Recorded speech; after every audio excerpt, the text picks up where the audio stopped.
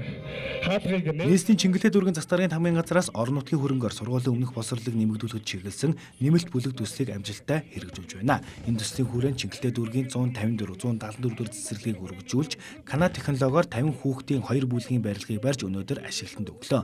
Чингэлтэй дүүргийн 17 дугаар хорооны 174 дугаар цэцэрлэг нь анх 2 бүлэг 50 хүүхдийн хүчин чадалтай ашиглалтанд орж байсан ч 100 гаруй хүүхдэд сургуулийн өмнөх боловсролыг олгож байсан байна. Тэгвэл нэмэлт бүлэг төсөл хэрэгжснээр цэцэрлэгийн дац нэмэгдэж 160 гаруй хүүхдэд сургуулийн өмнөх боловсролыг олгох боломжтой болж байна. 160 гаруй хүүхдийг хүлээж авч үйл ажиллагаагаа явуулж байна.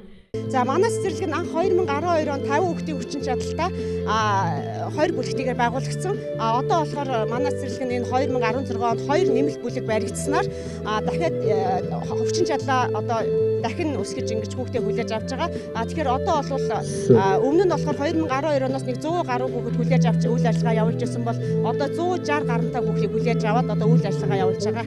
Цэцэрлэгүүдийг одоо өргөтгөх нэмэлт бүлгийн барих ажлыг 2013-14-15 оноос эхлэн хэрэгжүүлээд энэ одоо 2 дахь ийм одоо нэмэлт бүлгийн байр маань өнөөдөр нээлттэй хийж байна.